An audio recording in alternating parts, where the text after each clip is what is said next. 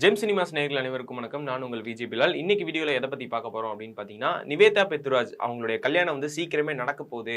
அவருடைய கணவர் யாருன்னு அறிவிச்சுட்டாங்க அப்படின்னு சொல்லி, அவங்க வந்து சோசியல் மீடியா சரி, ஸ்டோரீஸ்ல சரி இந்த மாரிலாம் வந்து போஸ்ட் ஸ்டோரீஸ்லாம் வந்து விட்டுருந்தாங்க.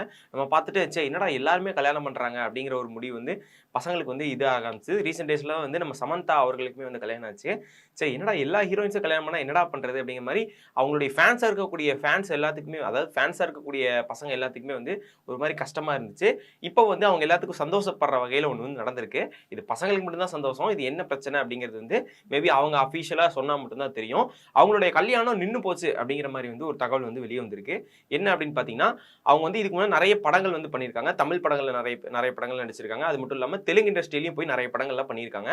இது மட்டும் இல்லாம படங்கள் மட்டும் இல்ல, நான் வந்து மாடலிங்கும் பண்ணுவேன். அது மட்டும் இல்லாம ஸ்போர்ட்ஸ்லயுமே நான் வந்து கலக்குவேன் அப்படின்னு சொல்லி F1 கார் ரேஸ் வந்து நான் ஓட்டுறேன் அப்படின்னு சொல்லி அதுல போய் பயிற்சியில சேர்ந்து அது சம்பந்தமான விஷயங்கள்லாம் வந்து பண்ணிட்டு இருந்தாங்க.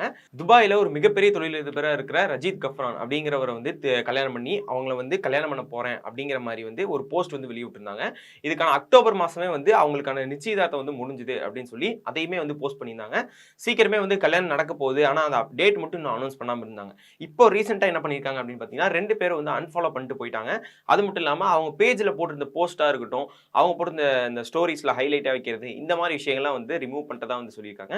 ஸோ இதனால வந்து ஏதோ அவங்களுக்குள்ள ஏதோ பிரச்சனை ஆயிருச்சு, ஏதோ தகராறு ஆயிருச்சு. ஸோ அதனால வந்து கல்யாணம் இனிமே நடக்க போறதில்ல அப்படிங்கிறத வந்து முடிவு பண்ணியிருக்காங்க. ஸோ இந்த விஷயத்த வந்து அவங்க அஃபிஷியலா எதுவும் வெளிய சொல்லல. ஆனா எல்லாரும் வந்து என்ன முடிவு பண்ணிட்டாங்க அப்படின்னு பார்த்தீங்கன்னா, ஓகே உங்களுக்கு நிச்சயதார்த்தம் அதாவது நிச்சயதார்த்தம் நடந்துச்சு. இப்போ கல்யாணம் வந்து நின்றுச்சு அப்படின்னு சொல்லியிருக்காங்க. சீக்கிரமே வந்து இதுக்கான அப்டேட் வந்து வெளிய வந்துரும் அப்படின்னு சொல்லியிருக்காங்க.